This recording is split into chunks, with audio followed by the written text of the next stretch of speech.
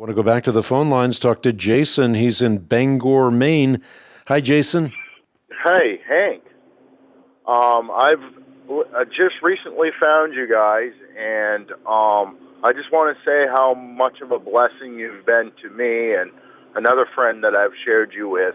I'm a 5-year new Christian, and my question to you is, I've been into the Charismatic Church for about 3 years, and they do healings in there. And this elderly lady got prayed over, and supposedly her foot grew out like 3 or 4 inches. Is that possible? No. It certainly is possible for God to do miracles in the present, but this is a typical ruse that has been played on people for a long period of time.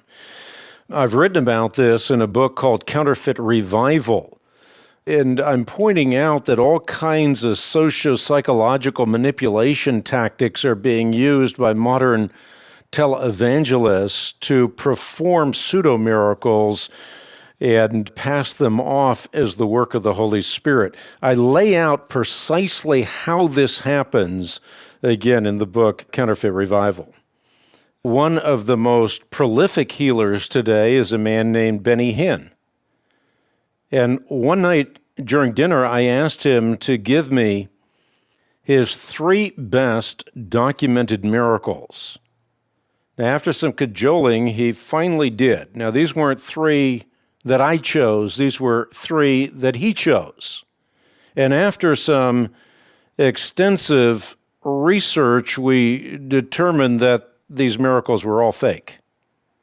Even one that was a carcinogenic tumor that appeared in an X-ray and was gone in another was discovered to be not part of his miracle invasion rally, but rather was excised by a doctor.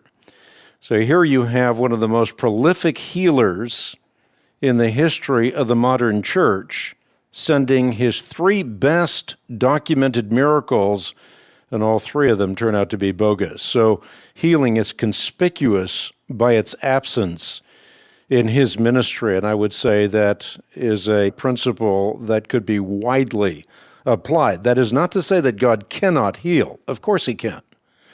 It is simply to say that if miracles were as prevalent as they claim that miracles are, we wouldn't be calling them miracles.